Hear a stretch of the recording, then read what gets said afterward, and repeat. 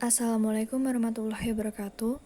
My name is Hindunurma Febrianti, and today I will present material about ethnicity and social networks. The first is ethnicity. Many ethnic groups use a distinctive language associated with their ethnic identity, as demonstrated in the example discussed in the Irish sections of this book. Where a choice of language is available for communications, it is often possible for individuals to signal their ethnicity by the language they choose to use. Even when a complete conversation in an ethnic language is not possible, people may use short phrase, verbal ailers, or linguistic text, which signal ethnicity. Jadi, banyak kelompok etnis menggunakan bahasa khas yang terkait dengan identitas etnis mereka, di mana pilihan bahasa tersedia untuk komunikasi seringkali mungkin bagi seseorang untuk menunjukkan etnisitas mereka dengan bahasa yang mereka pilih untuk digunakan.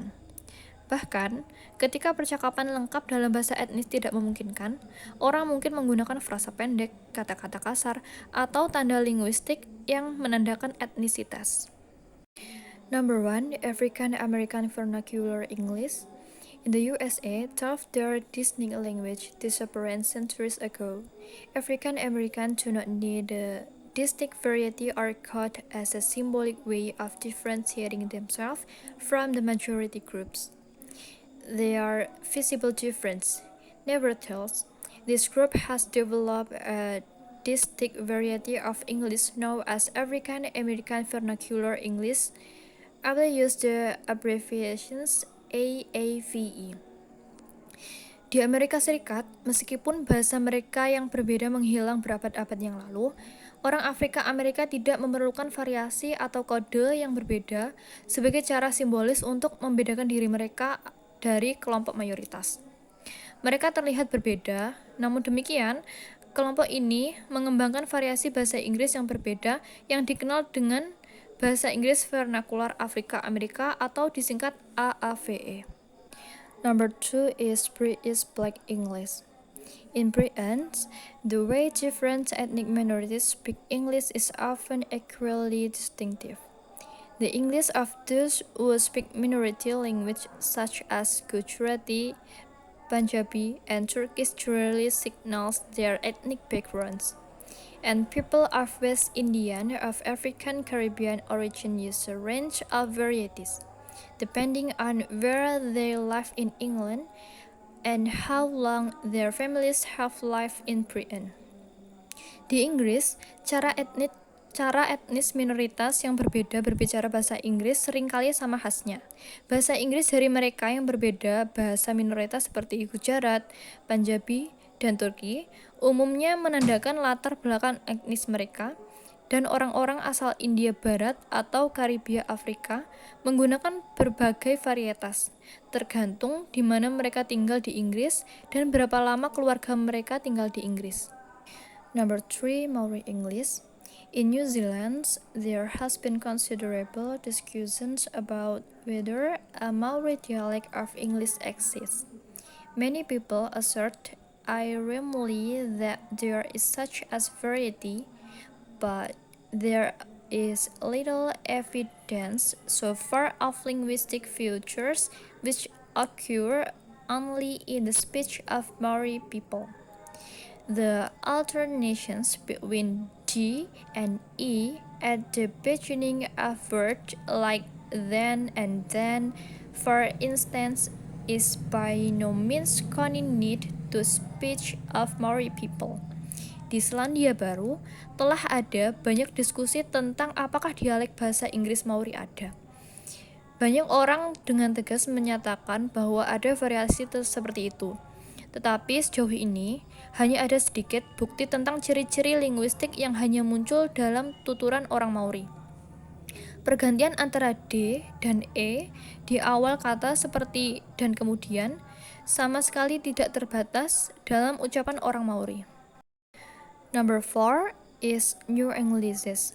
It would be possible to consider African American English, Black English, and Maori English as examples of new varieties of English compared to older, well-established varieties such as British Standard English and US Standard English.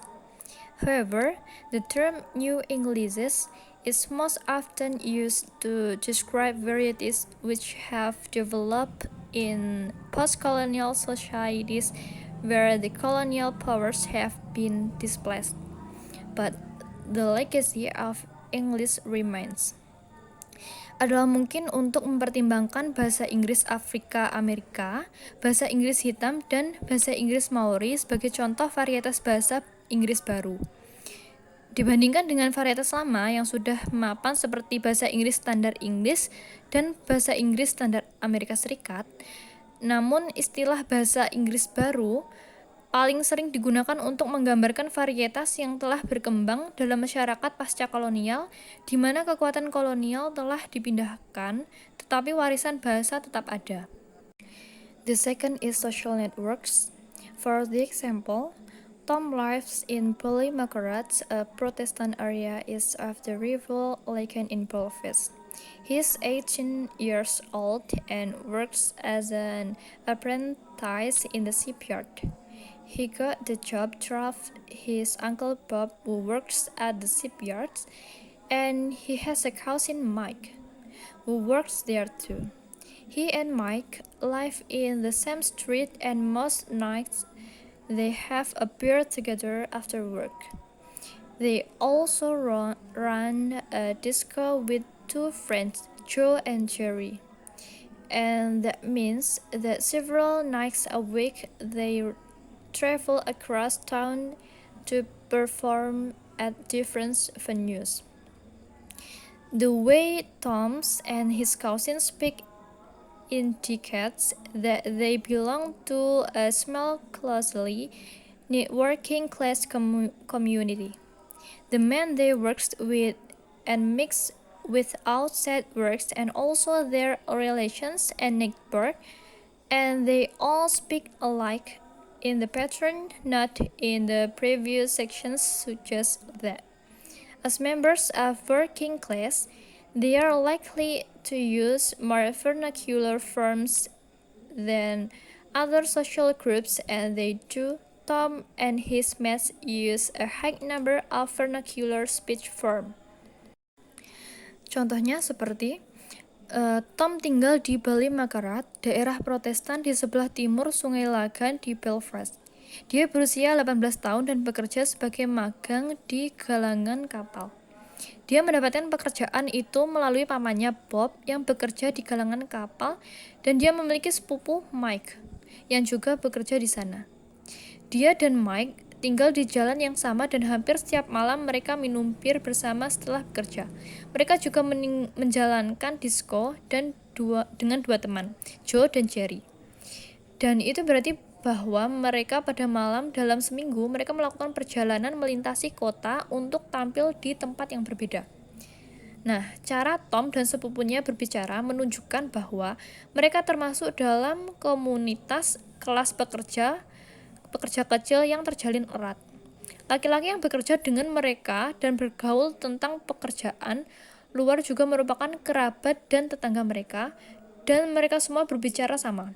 Pola-pola yang dicatat di bagian sebelumnya menunjukkan bahwa sebagai anggota kelas pekerja, mereka cenderung menggunakan lebih banyak bentuk vernakular daripada kelompok sosial lainnya, dan mereka melakukannya. Tom dan teman-temannya menggunakan banyak bentuk bahasa daerah. So, I think enough for my presentations today, and wassalamualaikum warahmatullahi wabarakatuh.